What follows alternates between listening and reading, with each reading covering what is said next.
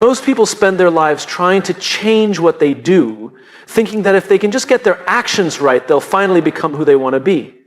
We join gyms, download productivity apps, buy books we never finish, all with the hope that a tweak in our behavior will lead to transformation. But behavior is the surface. Identity is deeper, and identity is not built by what you do occasionally. It's shaped by what you think about consistently. We don't become what we do, we become what we think about. The quiet conversations you have with yourself when no one's watching, the ones filled with doubt or hope or regret or purpose, those are not background noise. They're blueprints. If you tell yourself you're not good enough, that becomes your truth. If you tell yourself you have potential, that belief starts to build a path forward. It's not magic, it's wiring. The brain listens to whatever story you repeat. Eventually, it obeys. Let me give you a picture. Imagine a person who tells themselves every day, I'm not a leader. They might have ideas, they might even have passion, but they second guess, they defer, they hold back. Why? Not because they can't lead, but because their thoughts won't let them. They're imprisoned by a story they wrote a long time ago and forgot to question. So their behaviors follow that narrative. They act small because they think. Now imagine someone else who tells themselves, I'm still learning, but I have what it takes to lead. That person will act differently. They'll ask better questions. They'll raise their hand more often. They'll take small risks. Why? Because they believe in the possibility of growth. They're not faking confidence, they're practicing belief. And that belief reshapes their identity over time. We tend to think identity is something we find, like it's hidden under a rock or locked inside a vault. It's not. Identity is something we build, moment by moment, thought by thought. You're not born a leader or an artist or an innovator. You become one by thinking like one, and thinking like one long before you have proof. But here's the trap. Most of us spend more time thinking about what we fear than about what we want to become. We obsess over what might go wrong, what people might say, how we might fail. And the more time you spend thinking about fear, the more your identity becomes built around avoidance. And eventually, it's not just that you're afraid, you become someone who avoids. And that's a very different life to live. Our brains are like soil. Whatever seed you plant, fear, gratitude, anger, hope, will grow if you water it. So the question isn't whether your thoughts are shaping you. The question is, what kind of person are they shaping you into? I once spoke to a young woman who told me she wanted to be a public speaker, but she said, I'm not naturally confident. I asked her, how often do you tell yourself that? She paused. All the time, she admitted. And I told her, that's your biggest barrier. Not the skill of speaking, not the fear of the stage, but the idea you've accepted about who you are. Because you cannot build a new life on top of an old mindset. Let me repeat that. You cannot build a new life on top of an old mindset. There are no neutral thoughts. Every thought is either building your identity or breaking it down. You might not notice the shift day by day, but over months, years, it becomes undeniable. Think of it like a compass. If you're off by just 1 degree, you might not notice it today, but walk far enough and you'll be miles from where you wanted to go. Your thoughts are that 1 degree. Slight, subtle, but deeply consequential. And this isn't about positive thinking. It's not about mantras and mirrors and pretending everything's fine. It's about truthful thinking. About choosing to focus your thoughts on what is possible, what is purposeful, and what is aligned with the person you want to become, even when reality hasn't caught up yet. This is why vision matters. Because vision is the future you begin rehearsing in your mind before the world ever sees it. And every time you imagine that future, every time you mentally walk into it, you lay another brick in the foundation of your identity. You start to think like the person who belongs in that vision. And thinking like that person eventually leads you to act like them. So if you don't like who you're becoming, don't start with your actions, start with your thoughts. Ask yourself, what story am I rehearsing every day? What beliefs have I accepted without question? What kind of person would I be if I thought differently? When we change our thoughts, we change our identity. And when we change our identity, the actions follow naturally. You don't need to force them. You don't need to fake them. They just become part of who you are. You become someone who finishes, someone who shows up, someone who leads, not because you followed a checklist, but because you rewired the core. You changed the script in your head, and the rest of your life began to follow the new narrative. It all begins with what you think about, because that's who you'll become. So the question is simple. Who are you becoming? And an even better question, what are you thinking about? There's a difference between wishing for something and believing in it. Wishing is passive. It floats in your mind like a nice idea, but it doesn't carry weight. It doesn't create change. Belief, on the other hand, is active. It has gravity. It anchors your attention, pulls your energy, and slowly, quietly reshapes your actions to align with it. And when that belief is focused, not scattered, not vague, but intentional, it becomes a force that turns thought into reality. Most people don't fail because they lack ability. They fail because they never fully commit to a belief. They move halfway toward a goal, keeping one foot in and one foot out, telling themselves it's safer not to go all in. And so they dabble. They try things, but they don't truly believe in them. Not deep down. They're hoping it works. But hope without belief is weak. It wavers. It retreats at the first sign of resistance. But belief, that's different. Belief says, this matters. This is real to me, even if no one else sees it yet. And focused belief goes even further. It says, this is what I believe, why I believe it, and I'm willing to align how I live around it. Because the truth is, what you believe drives how you behave. Always. Even when you don't notice it. If you believe you're unworthy of success, you'll sabotage opportunity. If you believe you're always behind, you'll chase things that don't actually matter. If you believe the world is against you, you'll start looking for proof that you're right, and you'll find it. But if you believe you are capable of learning, you'll face hard things with curiosity instead of fear. If you believe you bring value, you'll stop begging for permission to speak. If you believe your vision matters, you'll keep building it even when no one claps. Focused belief doesn't just help you endure, it helps you choose what's worth enduring. I once spoke to an entrepreneur who spent years building his company with barely any revenue, no followers, no validation. I asked him, what kept you going? He didn't hesitate. He said, I believed this work needed to exist. Not I hoped it would work out, not I thought it might go viral. He believed, and that belief became the center of gravity that shaped every decision. You see, belief is not something you feel when things are going well. Belief is what you hold on to before anything has worked, before there's proof, before the doors open, before the results arrive. It's the voice that says, even if no one else sees it, I do. That kind of belief doesn't need applause, it just needs clarity. And here's the irony.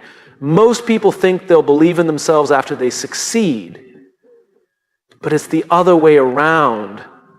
You succeed because you first believe. Belief creates alignment. It turns scattered energy into focused movement. When you believe in a mission, your habits start shifting. You stop wasting time trying to please everyone. You start saying no to distractions. You begin measuring your day not by how much you did, but by how close you moved toward what matters. But unfocused belief, that's dangerous too. When you believe the wrong things rooted in fear, scarcity, comparison, you still get alignment, but it's alignment in the wrong direction. You might become incredibly good at playing small. You might become disciplined in your self-doubt. Because belief, focused or not, always grows roots. That's why you have to be intentional about what you believe. Ask yourself, is this belief serving me? Is it making me more courageous, more honest, more alive? Or is it making me shrink? If your belief system is built around staying safe, staying liked, or staying small, you're not building a life, you're building a prison. Focused belief, by contrast, frees you. It gives you a center, a reason to keep showing up even when no one is watching. It helps you weather disappointment. Because you're not chasing approval, you're building something you believe in. That's why some people can fail again and again and still get back up. It's not because they're stubborn, it's because their belief is focused on something bigger than results. Belief also clarifies identity. When you believe in a vision, you begin to ask, what kind of person do I need to become to make this real? You don't just dream about outcomes, you think about character. You start aligning your choices with a person who belongs in that future. That's how real change begins, not with discipline alone, but with the belief that fuels discipline. Think of belief like the frame of a house. If the frame is weak, it doesn't matter how beautiful the paint is, it's not going to stand. But if the frame is strong, even the storms won't shake it. Focused belief is your internal frame.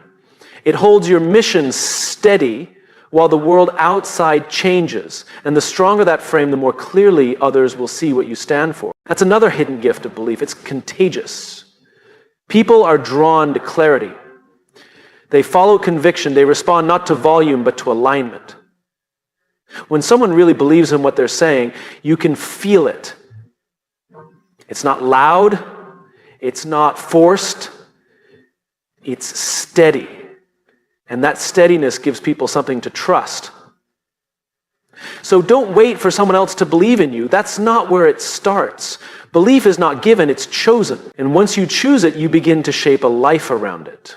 Not instantly, not perfectly, but intentionally. And the more intentional you are about your belief, the more your actions begin to reflect it. And the more your actions reflect it, the more your reality shifts to match what you once could only imagine. You don't become what you want, you become what you believe. And belief is a choice you make every single day. Most people underestimate the true cost of negativity. We think of it as something that just makes a bad day worse, something annoying or inconvenient. But it's much more dangerous than that. Negativity doesn't just ruin a moment, it reshapes your mindset. It subtly rewires how you see yourself, how you see others, and how you see the future. And the worst part? Most of us don't even notice it's happening. And we think we're just being realistic, but we're not. We're being ruled by fear disguised as wisdom. Every negative thought you tolerate comes with a price. The price is your energy, your potential, your ability to act with clarity and courage. And over time, the price becomes even greater. It becomes your identity. You cannot entertain thoughts of failure every day and expect to feel confident when it matters. You cannot surround yourself with people who constantly complain and expect to stay inspired. And you cannot allow your inner dialogue to be driven by doubt and still believe you're building a meaningful life. That's not how the mind works. It listens to every word you say to others and to yourself. And it doesn't distinguish between truth and repetition. It believes whatever you tell it most often. Negativity may feel familiar. It may even feel safe. But it's slowly building a life you never wanted. It talks you out of the very actions that would move you forward. It tells you to wait, to hold back, to protect yourself from disappointment. And it dresses all of that fear up as logic. Why bother? It probably won't work. Someone else has already done it better. These are not questions, they're instructions. And when you follow them long enough, you build a pattern that becomes hard to break. I've met brilliant, passionate people who have done nothing with their ideas. Not because they weren't capable, but because they let negativity define the boundaries of their imagination. And when you let that happen, it's not just the idea that dies, a piece of you dies with it. The part that believes in what's possible, the part that dares to hope, the part that still wants to try. We talk about energy all the time as if it's unlimited, but it's not. Your focus, your belief, your resilience, these are limited resources. And negativity is one of the fastest ways to drain them. Every time you argue for your limitations, every time you dwell on the worst case scenario, every time you surround yourself with people who do nothing but complain, you are spending energy that could be used to build something better. You don't have to pretend everything is okay, but you do have to be honest about whether the story you're telling yourself is helping or hurting. Because negativity never shows up saying, I'm here to destroy you. It shows up quietly. It shows up as sarcasm, as criticism, as cynicism, as that voice in your head that says, don't get your hopes up. And over time, that voice becomes normal. It becomes the filter through which you see the world. But here's the truth. That filter is not fixed. You can change it. And it starts with awareness, with the courage to ask yourself, is this thought useful? Not is it true, because lots of true things aren't useful, Bad things might happen. You might fail. People might judge you. But focusing on those possibilities doesn't protect you. It paralyzes you with work. Growth begins the moment you take responsibility for your thoughts. It begins when you stop blaming your environment, your past, or your personality and start deciding how you want to interpret your experiences. Because between what happens and how you respond, there's a gap. And in that gap lives your power. Negativity tries to close that gap. It tries to convince you that your reaction is automatic, that you don't have a choice, but you always do. You can choose to see feedback as failure or as fuel. You can choose to see risk as danger or as opportunity. You can choose to see discomfort as a problem or as a path. Every single day, you're shaping your future with your thoughts. And if you keep planting seeds of fear, you can't be surprised when you grow a life full of doubt. But when you begin to plant something different, something hopeful, something constructive, something bold, you give yourself permission to become more than just a product of your past. And this isn't about toxic positivity. It's not about pretending life is easy or ignoring pain. It's about refusing to let your pain become your identity. It's about choosing to focus on what builds you instead of what breaks you. It's about acknowledging that even in the worst moments, there's still a choice to be made. And that choice matters. Some of the most resilient people I've met have lived through things that would crush others. But they made one crucial decision.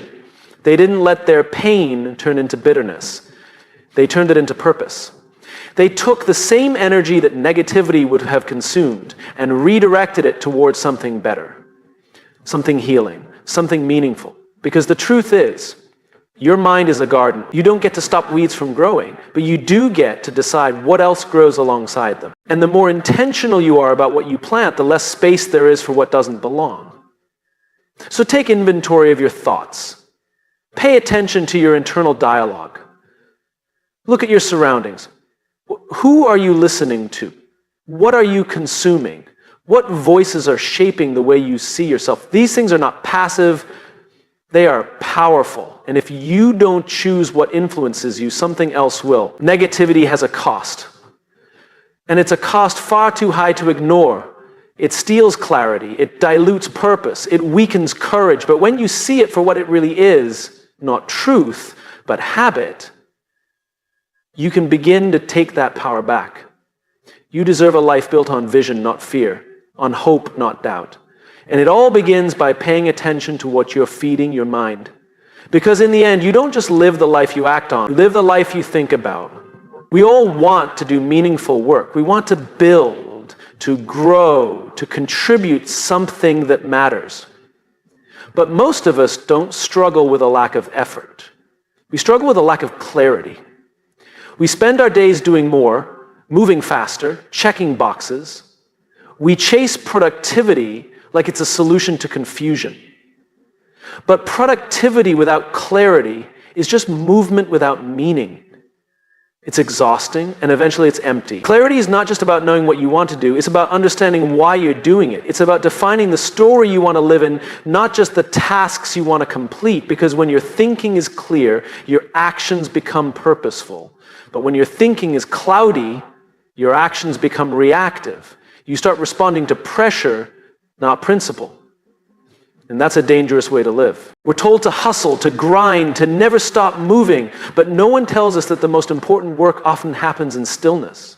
That clarity is rarely born in chaos. It comes in moments of reflection. When you stop asking, what should I do next? And start asking, what actually matters here? Clarity is the quiet confidence that comes from alignment.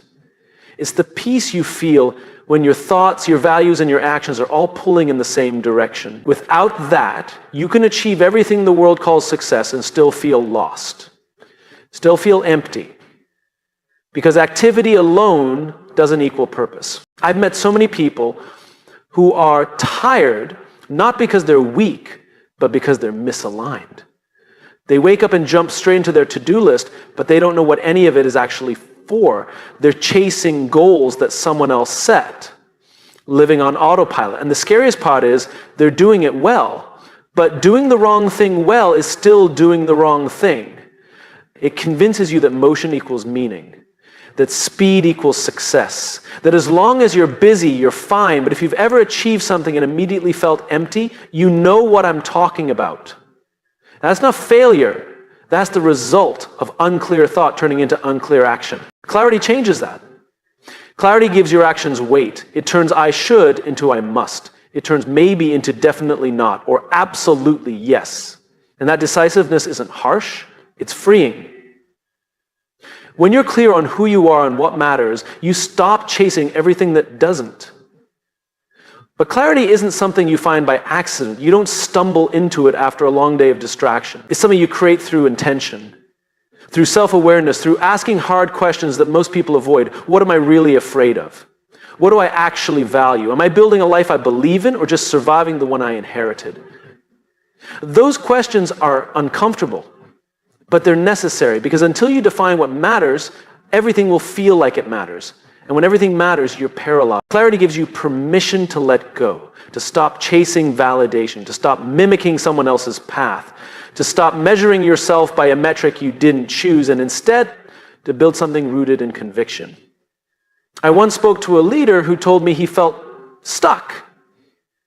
He had all the trappings of success, the title, the money, the respect. But he said, I don't know why I'm doing this anymore.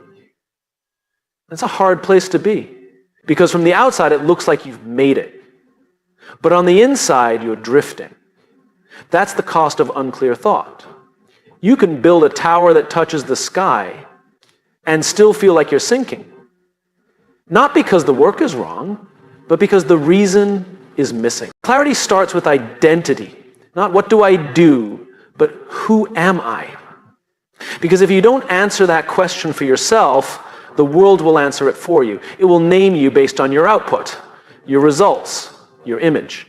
But real clarity comes from within, from knowing your principles, your purpose, your values, and letting those things guide your decisions. It's not enough to think big, you have to think clearly. You have to know what you stand for so that when the pressure comes, and it always comes, you don't fold, you don't bend to what's popular. You stay grounded in what's true. Clear thinking leads to decisive action. It doesn't mean you always know exactly what to do. It means that when you act with intention. You act from a place of strength, not from fear. And that kind of action is powerful because it builds momentum, it builds trust, it builds character. And this is just as true on a team as it is in your own life. Teams that lack clarity drift. They argue, they spin their wheels, but teams that are clear on their mission, on their roles, on their values, they move with confidence. Not because they have all the answers, but because they're aligned on why they're doing what they're doing. The same goes for your relationships, your goals, your time. Clarity simplifies everything. It helps you say no faster. It helps you say yes more freely. It turns hesitation into conviction. And when you live with that kind of clarity, people feel it. They trust it. Because clarity breeds credibility. So if you feel stuck, overwhelmed, or lost, don't just ask, what should I do? Ask, what do I believe? What do I value? What do I want to contribute? Because the answers to those questions are the compass. And once you have a compass, the map becomes less important. You don't need to know every step. You just need to know the next right one. And you find that step through thought, through vision, through decision to stop rushing and start reflecting. The clearest thinkers aren't the loudest. They're the ones who know where they're going and why. And they act. Not to impress, not to keep up, but to build something real. So slow down. Get still. Ask better questions. Not because clarity is a luxury, but because it's a necessity. Because in the end, the life you build is shaped by the actions you take. And the actions you take are shaped by the thoughts you trust. And nothing changes until your thinking does. Most people want change. They want to become more focused, more courageous, more resilient. But they wait for a breakthrough, a moment, an epiphany, something big enough to flip the switch. The truth is, transformation rarely comes in a flash. It comes in repetition. In small, consistent thoughts repeated over time, until they become part of who you are. You become what you think about, not occasionally, not just when you're motivated, but consistently. Because consistent thought shapes your beliefs, and those beliefs become the foundation of your identity. Your identity is not fixed, it's fluid. It's shaped every single day by the thoughts you allow, the stories you tell yourself, and the voice you listen to the most. If you constantly think of yourself as someone who isn't good enough, who's always behind, who always fails under pressure, that's not just a thought, that's a story you start to believe. And once you believe it, you'll start to behave in ways that reinforce it. That's how identity is formed, not just by experience, but by the interpretation of experience. The brain is always learning, it's always adjusting. And it listens closely to repetition. When you tell yourself something often enough, your brain accepts it as familiar, and what becomes familiar starts to feel true. That's the danger of unchecked thought. A lie repeated enough times becomes your truth, not because it is, but because you stopped questioning it. But here's the good news. The same is true in reverse. Positive, constructive, empowering thought, when practiced consistently, can rewire the way you see yourself. You can teach your brain to believe something new, something better. You can decide, I'm the kind of person who follows through. I'm the kind of person who learns from failure. I'm the kind of person who builds something meaningful. And if you feed those thoughts consistently, they start to take root. They begin to shape your habits. And your habits begin to shape your future. This isn't about blind optimism, it's about disciplined thinking. But about realizing that every time you repeat a thought, you are laying down a pattern. And those patterns become beliefs, and beliefs build identity. You don't need to fix everything overnight. You just need to consistently think in a way that aligns with the person you want to become. Because identity isn't something you uncover, it's something you build. And you build it by choosing your thoughts the way an architect chooses the foundation of a house, intentionally, carefully, and with the long-term structure in mind. Think about this.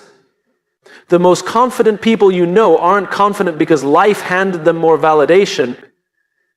They're confident because they built a belief system that supports confidence. They trained their minds to look for lessons instead of failure. They chose to focus on growth, not comparison. And they kept showing up to that mindset again and again until it became automatic. You can do the same, but it won't happen by accident. It happens through consistency. The hard part is, most people quit too early. They try to change how they think, but when they don't feel different right away, they stop. But consistency isn't about how you feel, it's about what you do. And often, the change is happening long before it's visible. Think of it like a muscle.